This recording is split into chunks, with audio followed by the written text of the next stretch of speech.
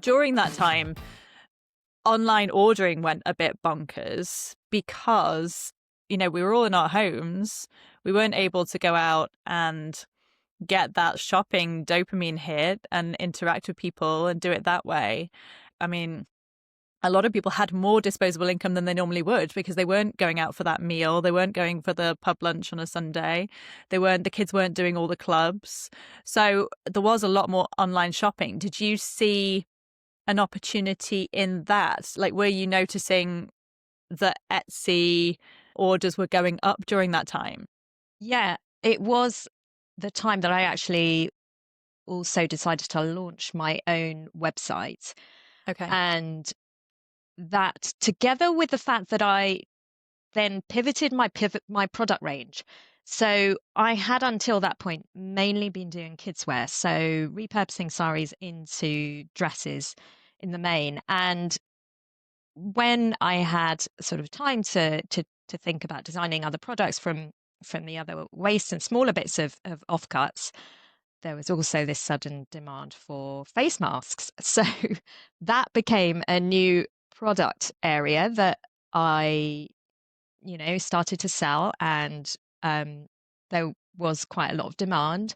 I also started selling tote bags, and yeah, it was also the point at which I realized I couldn't make everything myself, and looked to partner with another organization that could help make up the products that I designed.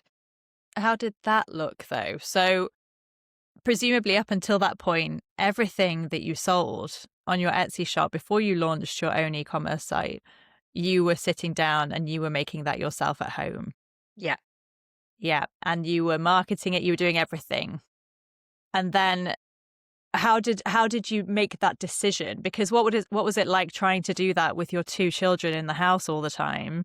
I imagine that was a challenge. Not possible. And Yeah. yeah, I think even now I realize even just doing making something as a hobby is really not possible, because dressmaking requires a chunk of time, really, where you've got everything laid down.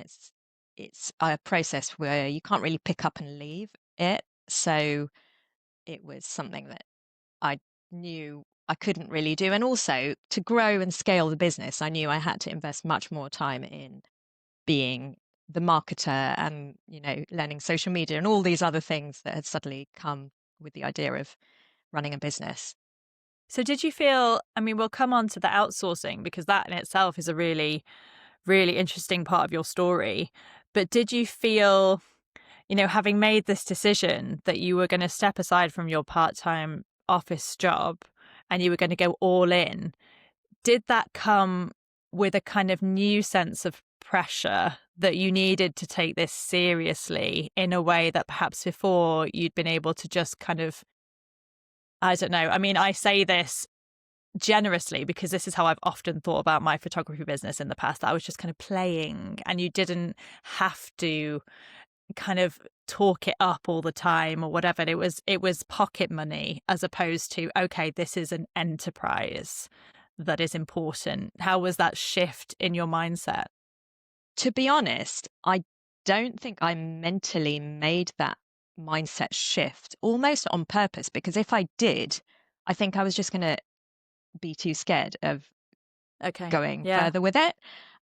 And someone said to me, which was really interesting and really helped me make the leap, that actually I could run this business, do it for a year, and then still at the end of the year go into employment, but I would be someone who had 20 years experience in my retail career, plus a year of running a business. And actually, wouldn't that person be more marketable than the same person who's done 21 years in retail? So with that in my mind, I felt a bit more comfortable about making that leap. And actually, yes, I'm going to give it a go.